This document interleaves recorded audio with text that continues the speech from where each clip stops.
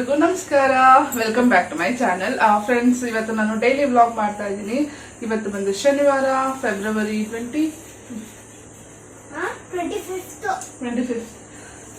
25th. ನಮ್ಮ little hero ಇಲ್ಲೇ ಇದ್ದಾರೆ.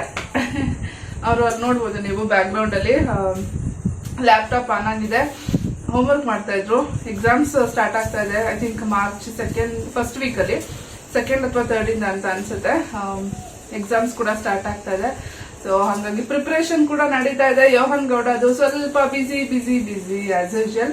ಪುಟ್ಟ ಮಗು ಜೊತೆ ವ್ಲಾಗ್ ಮಾಡೋದು ಸ್ವಲ್ಪ ಕಷ್ಟನೇ. ಸೊ ಹಾಗಾಗಿ ಪುಟ್ಟ ಮಗು ಇನ್ನೂ ತಾಚಿ ಮಾಡಿದೆ. ಈ ದೊಡ್ಡ ಮಗು ಕೆಲಸ ಮಾಡ್ಕೋತಾ ಇದೆ, ಹೋಮ್ವರ್ಕ್ ಎಲ್ಲ. ಸೊ ಬ್ಲಾಗ್ ನ ಸ್ಟಾರ್ಟ್ ಮಾಡೋಣ. ಇವಾಗ ಆಲ್ರೆಡಿ ಟೈಮ್ 1 ಗಂಟೆ ಅಲ್ವಾ? ಈಗ ಆಲ್ರೆಡಿ ಟೈಮ್ 1 ಗಂಟೆ ಆಗಿದೆ. ವಿಜಯ್ ಫ್ರೆಂಡ್ ಮನೆಗೆ ಹೋಗಿದ್ರು, ಈಗಷ್ಟೇ ಬರ್ತಾ ಇದ್ದೀನಿ ಅಂತ ಫೋನ್ ಮಾಡಿದ್ದಾರೆ. ಸೊ ಅವ್ರಿಗೂ ಅಡ್ಗೆ ರೆಡಿ ಮಾಡ್ತಾ ಇದ್ದೀನಿ. ಇವತ್ತು ಪಾಪು ಇದ್ಲು ಅನ್ಸುತ್ತೆ. ಇವತ್ತು ವಾಟರ್ ಫಾಲ್ಸ್ ಹೋಗೋ ಪ್ಲಾನ್ ಇದೆ. ಐ ಥಿಂಕ್ ವಾಟರ್ ಫಾಲ್ಸ್ ಅಂತ ಅನ್ಕೊಂಡಿದೀವಿ. ಇಲ್ಲ, ನಮ್ಮ ಮನೆ ಹತ್ರ ಒಂದು ವಾಟರ್ ಫಾಲ್ಸ್ ಇದೆ, ಒಂದು 20 ಮಿನಿಟ್ಸ್ ಜರ್ನಿ ನಮ್ಮ ಮನೆಯಿಂದ. ಸೊ ಅಲ್ಲಿಗೆ ಹೋಗೋಣ ಅಂತ ಅನ್ಕೊಂಡಿದೀವಿ, ಬಟ್ ಇನ್ನೂ ಶ್ಯೂರ್ ಇಲ್ಲ. ವಿಜಯ್ ಬಂದಮೇಲೆ ನೋಡಿಕೊಂಡು ಪ್ಲಾನ್ ಮಾಡಬೇಕು. ಬಟ್ ಔಟಿಂಗ್ ಹೋಗೋ ಪ್ಲಾನ್ ಅಂತೂ ಇದೆ ಇವತ್ತು. ಸೊ ಊಟಕ್ಕೆ ಏನೇನು ಮಾಡಿದ್ದೀನಿ ಅಂತಂದರೆ, ಬೇಳೆ ಸಾಂಬಾರು ಮಾಡಿದ್ದೀನಿ. ತಿಳಿ ಸಾರು ಅಂತಾರಲ್ಲ, ತಿಳಿ ಬೇಳೆ ಸಾಂಬಾರು ಮಾಡಿದ್ದೀನಿ. ಸೊ ಅದಕ್ಕೆ ರೈಸು, ಬೆಳಗ್ಗೆ ಫ್ರೈಡ್ ರೈಸ್ ಮಾಡಿದೆ, ಎಗ್ ಫ್ರೈಡ್ ರೈಸ್ ಮಾಡಿದ್ದೆ. ಬ್ರೇಕ್ಫಾಸ್ಟ್ಗೆ ಬರ್ತೀನಿ ಅಂತ ಹೇಳಿದರು, ಹಾಗಾಗಿ. ಬಟ್ ಬ್ರೇಕ್ಫಾಸ್ಟಿಗೆ ಬರಲಿಲ್ಲ, ಲಂಚಿಗೆ ಬರ್ತಾ ಇದ್ದಾರೆ. ಸೊ ಅದನ್ನು ಕೂಡ ಖಾಲಿ ಮಾಡಿ ನಾವು ಹೊರಗಡೆ ಹೋಗ್ತೀವಿ. ಜೋಹನ್ ಕಿವಿಗೆ ಓಲೆನೇ ಹಾಕೊಂಡಿಲ್ಲ. ನಾನು ಕಿವಿಗೆ ಓಲೆ ಹಾಕೊಬೇಕು. ಸೊ ಎಸ್, ವ್ಲಾಗ್ನ ಸ್ಟಾರ್ಟ್ ಮಾಡೋಣ.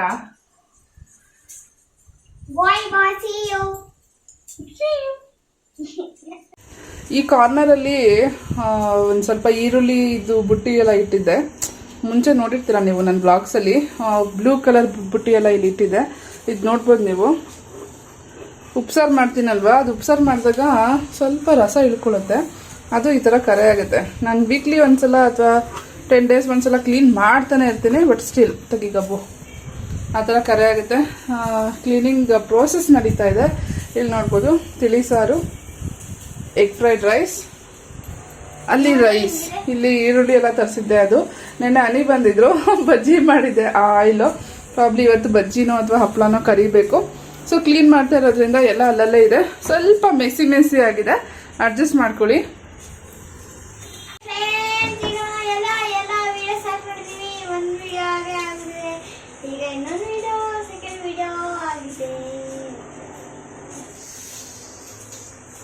ಹೋಮ್ವರ್ಕ್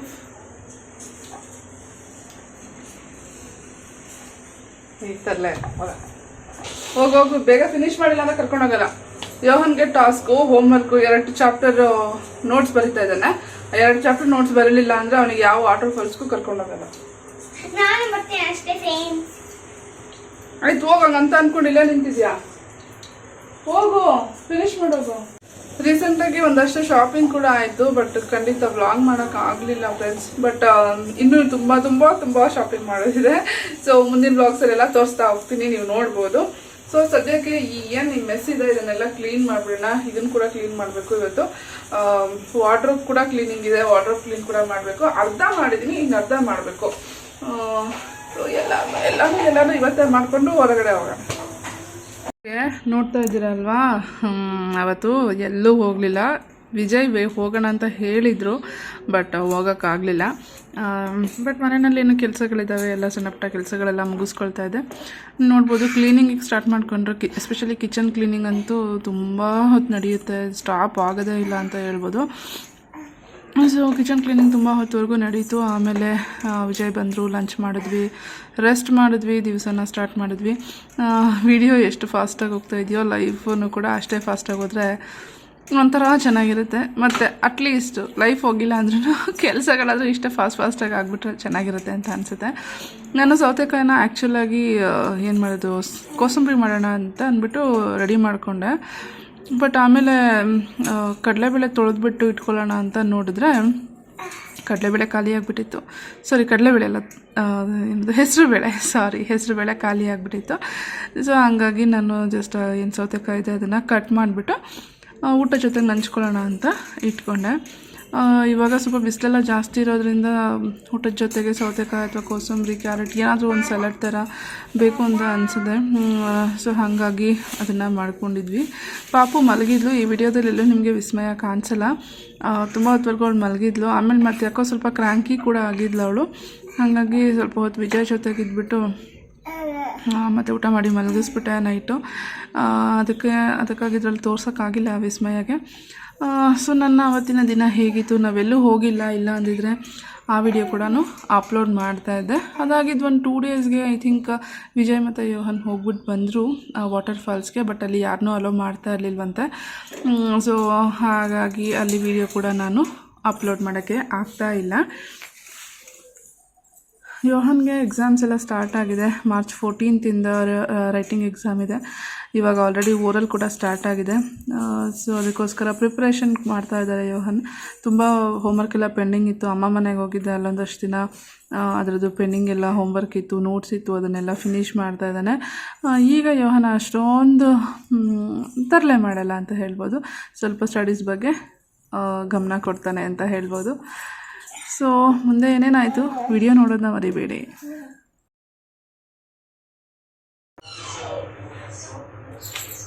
ಓಕೆ ಫ್ರೆಂಡ್ಸ್, ಇವಾಗ ಟೈಮ್ ಆಗ್ತದೆ ಆಲ್ಮೋಸ್ಟ್ 6:30.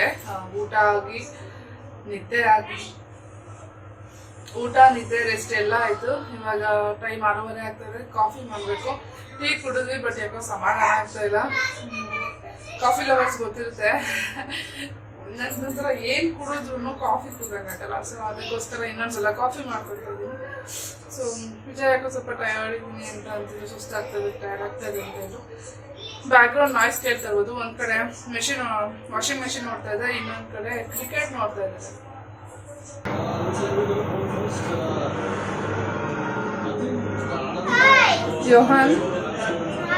ಯೋಹನ್ ಫ್ರೆಂಡ್ ಹನೀಶಾ ಅಂತ ಹೇಳಿ, ನಮ್ಮ ನೈಬರ್. ಹಾಯ್ ಮಾಡೋ Anisha. Hi, good girl. Coffee ಮಾಡಿಕೊಂಡು ಕಾಫಿ ಜೊತೆಗೆ ಪೂರಿ ತಿನ್ನೋಣ. ಏನಂತಂದರೆ ನನಗೆ ಇನ್ನೂ ಚೆನ್ನಾಗಿ ನೆನಪಿದೆ.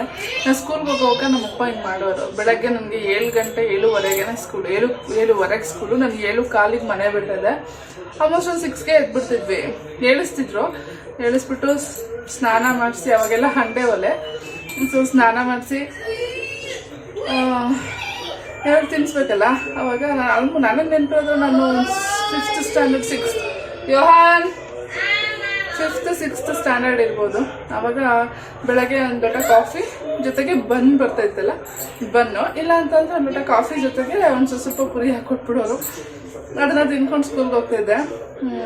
ಎಲ್ಲರೂ ಅಷ್ಟೇ, 3 ಜನನೂ ಅದೇ ಟೈಮಲ್ಲಿ ಸ್ಕೂಲು. ನನ್ನ ತಮ್ಮಗೆ ಮಾತ್ರ 12 o'clock ಇರ್ತಿತ್ತು. ಸೊ ನನಗೂ ನನ್ನ ತಂಗಿಗೂ ಸೇಮ್ ಅವರ್ಸು, ಒಂದೇ ಸ್ಕೂಲೇನೆ.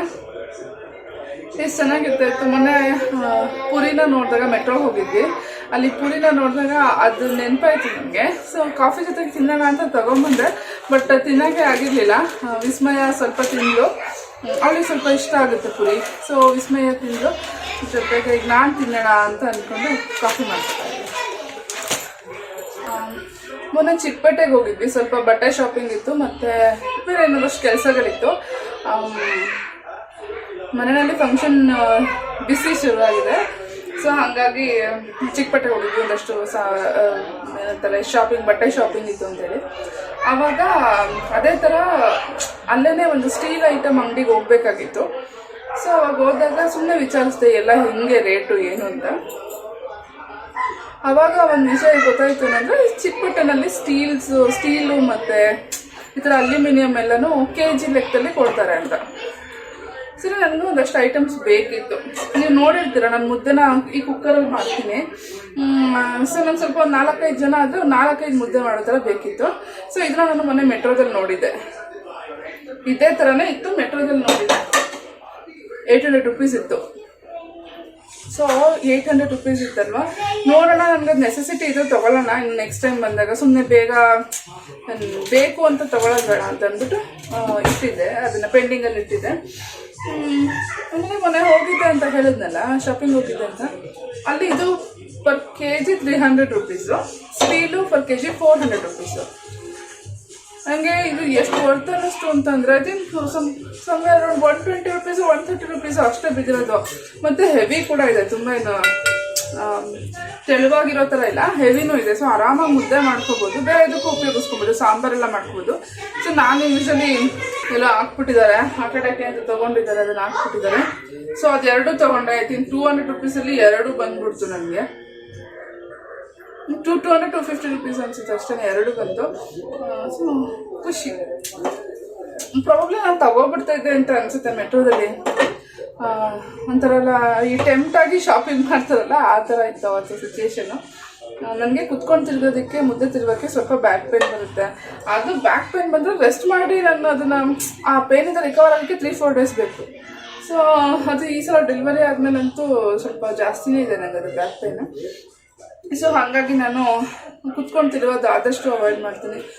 ನನಗೆ ಅದು ಭಯನೂ ಇದೆ, ಮತ್ತು ನಂಗೆ ಅದು ಕಂಫರ್ಟೇ ಇಲ್ಲ ಕೂತ್ಕೊಂಡು ತಿರ್ಗೋದು.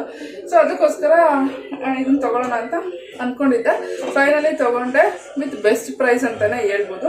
ಸೊ ಯಾರಾದ್ರೂ ಸ್ಟೀಲ್ ಶಾಪಿಂಗ್ ಮಾಡಬೇಕು ಅಂತ ಇದ್ದರೆ, ಸ್ಟೀಲ್ ಐಟಮ್ಸ್ಗಳು, ತಟ್ಟೆ ಇರ್ಬೋದು, ಲೋಟ ಇರ್ಬೋದು, ದೊಡ್ಡ ದೊಡ್ಡ ತಟ್ಟೆ, ಅರಿಶಿನ ಕುಂಕುಮ ದೊಡ್ಡ ದೊಡ್ಡ ತಟ್ಟೆ ಬರುತ್ತಲ್ಲ, ಅದೆಲ್ಲ ತೊಗೊಬೇಕು ಅಂತಂದರೆ ಚಿಕ್ಕಪೇಟೆನಲ್ಲಿ ವಿಸಿಟ್ ಮಾಡಿ. ಮೆಟ್ರೋ ಸ್ಟೇಷನ್ ಇಳಿದ ತಕ್ಷಣ ನೀವು ಚಿಕ್ಕಪೇಟೆಗೆ ಹೋಗೋ ಕಡೆ ಲೆಫ್ಟಲ್ಲಿ ಅಥವಾ ರೈಟ್ ಸೈಡ್, ನಾನು ತೊಗೊಂಡಿದ್ದು ರೈಟ್ ಸೈಡ್, ಇಳಿದ ಮೇಲೆ ರೈಟ್ ಸೈಡಲ್ಲಿ ಅಲ್ಲಿ ತುಂಬ ಶಾಪ್ಸ್ ಇದೆ, ನೀವು ವಿಚಾರಿಸ್ಬೋದು. ಅಲ್ಲೆಲ್ಲ ಸೇಮ್ ಪ್ರೈಸೇನೆ, kgಗೆ 400 ರುಪೀಸ್ ಸ್ಟೀಲ್ಗೆ, 300 ರುಪೀಸು ಅಲ್ಯೂಮಿನಿಯಮ್ಗೆ, ಸೇಮ್ ಪ್ರೈಸೇ ಇದೆ. ಬಟ್ ಕೆಲವೊಂದು ಕಡೆ ಕಾರ್ಡ್ ತೊಗೊಳ್ಳಲ್ಲ, ಕೆಲವೊಂದು ಕಡೆ ಕಾರ್ಡ್ಗಳನ್ನ ತೊಗೊಳ್ತಾರೆ.